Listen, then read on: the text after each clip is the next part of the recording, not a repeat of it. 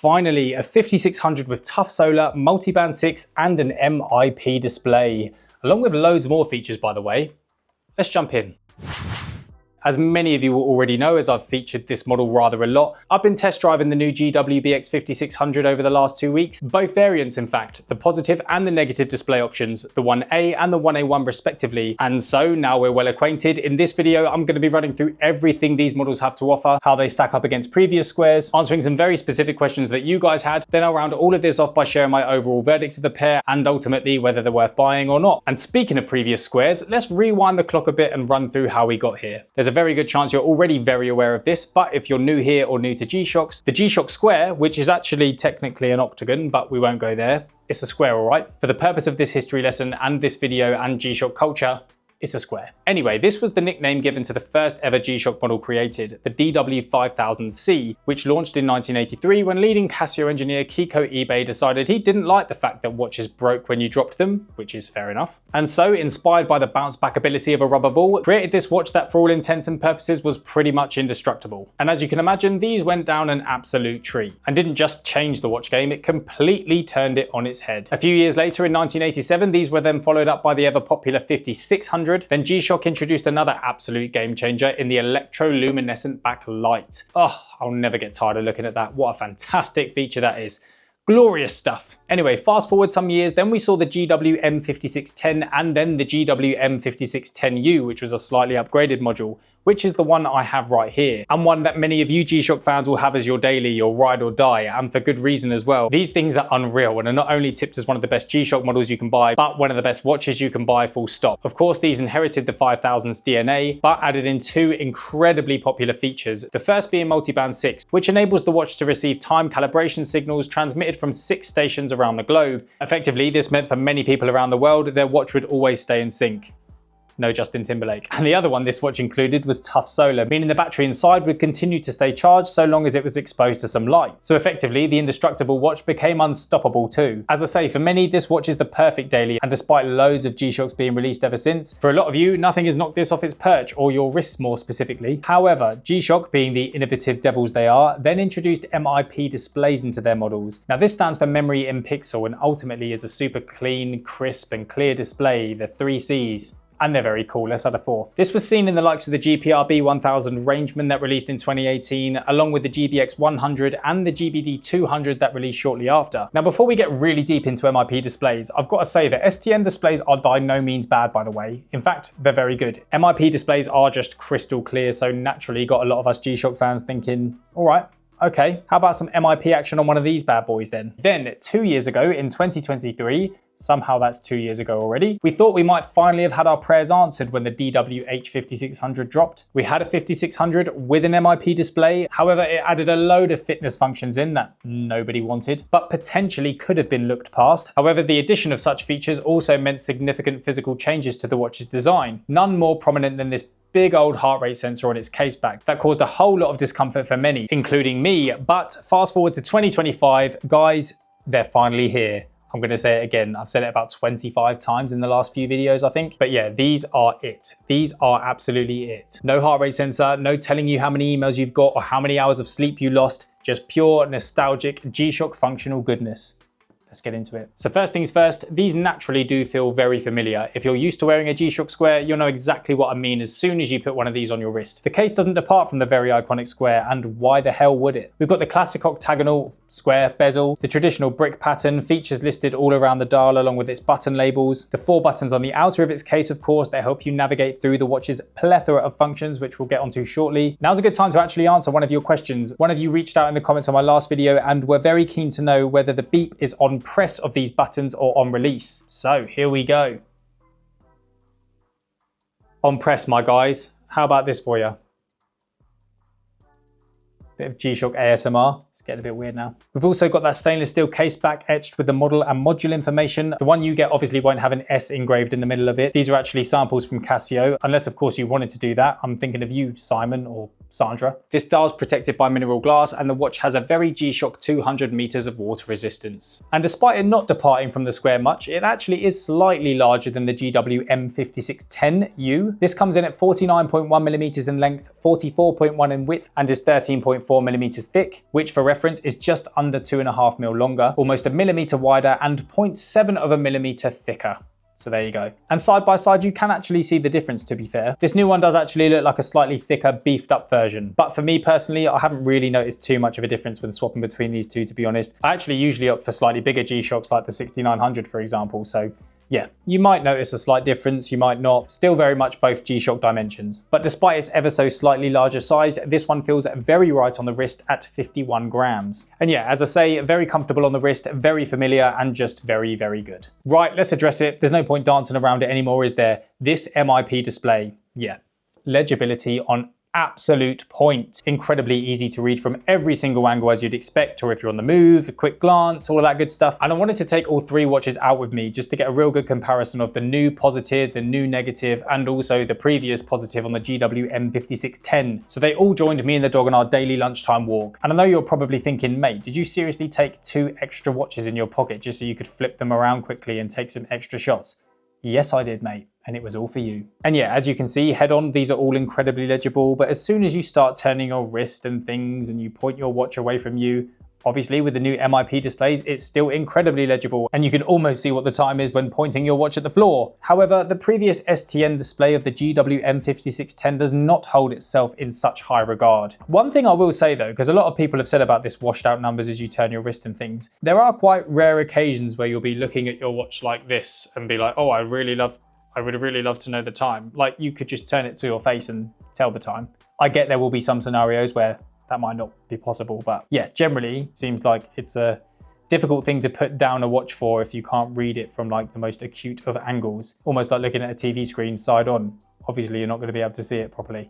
Or even if you can, can't really tell what's going on. Bit of a funny one. But yeah, obviously the MIPs are far superior, and one place that does really shine through, if you'll pardon the pun, is in direct sunlight. In the UK, we don't get much of that, but if you're in a country that does, I can imagine this to be very problematic, and obviously anytime I go on holiday or whatever, that is noticeable. The STN displays do pretty much become unreadable, while the MIP displays are completely unfazed and are very much there to be seen. So if legibility is critical to you and you're picking between the two models, then obviously the MIP is the go-to choice, but positive STNs are still incredibly solid. Now, until recently, historically, G-SHOCK have only released negative MIP displays. I did that because I've recently become aware that there actually technically isn't a negative or positive MIP display. But yeah, for what we're used to seeing on G-SHOCKs, we'd call it negative. You get what I'm saying. And for good reason as well. That is where you really do see an uplift in legibility. I've personally always loved negative displays and have many of them, and been lucky enough to not have a problem reading one, but totally understand that it's much easier to read a positive one. But yeah, that's where I think this 1A1 model really does come into its own. I mean, that is super legible, but still benefits from that stealthy aesthetic. In fact, similar to the DW5600BB that I have, I'd love to see a muted dial version of this one as well, so it's like fully blacked out, no writing, etc. I think that would look absolutely unreal. But anyway, we've clarified that these screens are amazing and easy to read.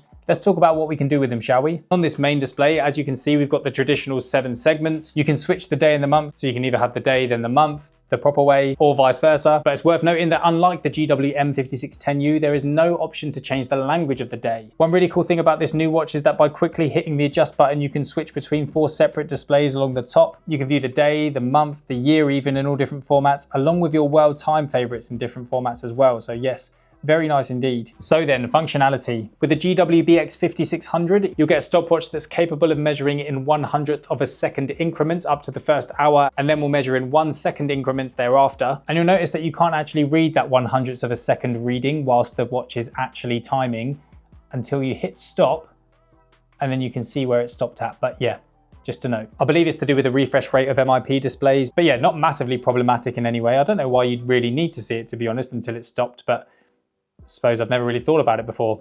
Anyway, and again, compared to the GW-M5610U, there's more on-watch world time cities on this one. You get 55 to choose from, but you can only select up to 2 favorites on this new one, whereas on the previous one, I believe it was 5. You also have a countdown timer, 5 daily alarms. Oh, that actually reminds me, there was another question. One of you asked how loud the alarm was, and I know that's actually a gripe of many from the previous model, so let's do a quick test, shall we? One set for 1013, one set for 1014. GW-M5610, GW-BX5600. I'll hold them at a similar distance.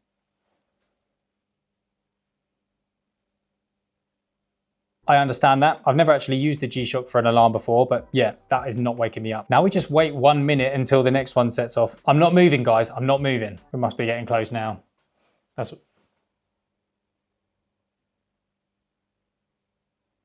That's definitely louder and a little bit more piercing. So yeah, hopefully the mic picked that up and you got something from that, but I'd definitely say that the new one is slightly louder. Science. By the way, just quickly, if you're enjoying this video so far, if you could please hit that like button and also hype the video as well if you can. That really helps out the growth of this video and also the channel overall. That'd be greatly appreciated. Let's get back to it. So sadly, there is no more electroluminescence with these bad boys and in a lot of G-Shocks that have been released lately. Something about energy saving and all that, but yeah, I'm still not best pleased about it, believe me. Anyway, these have a real soft LED backlight, which actually is not the brightest. I mean, it works and you can tell the time in the dark, but yeah, not quite as bright as I thought. These also benefit from auto light, so as it says on the tin, the light will automatically come on as you flick your wrist towards you in the dark. So yeah, comes with what I generally call your standard G-Shock features, and then we have the three big hitters. So I've already touched on Multiband 6 and all of the benefits that that brings, along with Tough Solar 2, but in terms of battery life, I believe Casio say this one will last 6 months once fully charged if you left it in a dark room, or a whole 22 months if you've got power saving enabled. But of course, if this is a regular on your wrist and you continue to wear it out and about, it will continue to stay charged up while you're on the move. And the third of the three big hitters is actually one we didn't have on the GW-BX5600, and that is Bluetooth, which in partnership with the Casio Watches app on your phone allows you to unlock a load more features. Now, I don't actually tend to pair my watches with my phone, but if you would like to, and there's a few reasons why you might, you just need to press and hold the connect button on the watch like so. I've actually already set this up in the app, but you'll then see it's connecting. It is now connected. I'll screen record this so you can see exactly what I'm doing. But yeah, a few things that you might want to do. Well, obviously you'll be able to set your alarm or your countdown timer, open up your world time cities so you can now choose from 300 in total with the app, I believe. Looks like a lot. Obviously the convenience of time synchronization, and you can set the time on your phone as well to make it even easier if you want to. The phone finder function is actually quite handy. Of course, if you've lost your phone, you can press something on the watch that makes the phone make a sound. But the watch settings itself, the watch display. Now, you can actually change between this classic LCD traditional style to the more modern or standard MIP display option. So all you need to do is click switch to the main font, I believe.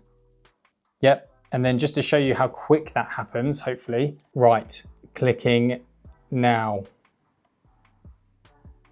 Pretty quick. So yeah, if you did want to flick between the two, you can only do that via the phone. The real main benefit of having Bluetooth on your watch and pairing it with your phone means that you get that auto time correction wherever you are. So for example, people in those locations that fell outside of those Multiband 6 stations will also be able to get that time correction when pairing it with their phone. And let's face it, a lot of people will have both of them on them at the time. So while Bluetooth is new compared to the GW-M5610, it does make sense to have all three in my opinion. And if you don't like it, then don't use it. It's not really affecting the watch in any physical way. The only reason that you might want to, as I say, is to switch that display font, but I imagine you could probably pair it, set the new MIP standard display, and then disconnect afterwards, almost a set and forget. Have to test that one out. So we've established that these watches are pretty awesome, right? But at what cost? Well, both of these watches retail for £159, which is right around the price you'd expect to pay and right on the money, to be honest. These offer so much bang for their buck. The ROI on a watch like this is ridiculous, really. These will easily last you 5, if not 10 years or double that. Yep, as you can probably tell, I think these things are wicked. The G-SHOCK Square always has been and always will be iconic, and they've just leveled it up massively by adding in this MIP. As I mentioned previously, this just feels like such a necessary but also seamless upgrade. And naturally, as a G-SHOCK fan, this already sparks that thought in me of where they'll go next, because it feels like this might be the new beginning. As many of you will already know, as I say it in every single video, and I'm going to say it again, the 6900 is my favorite G-SHOCK model in the catalog, so I was already imagining what an MIP might look like in one of those. And initially, based on previous models, I wasn't really sure how that might look, to be honest, but the fact that they've gone with that 7-segment classic style in these squares, I feel like that's such a perfect happy medium for any model's display transition. But yeah, who knows? I guess we'll have to wait and see what next year brings. So to answer the question, is it worth buying? Yes,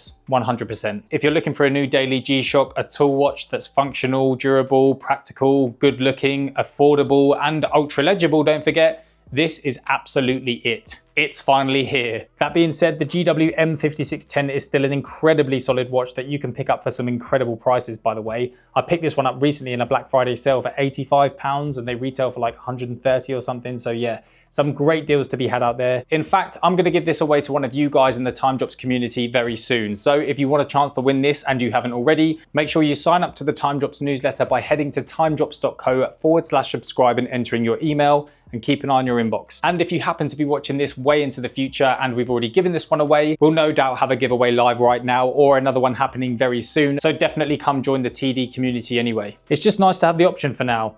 Both solid. Which one would you go for?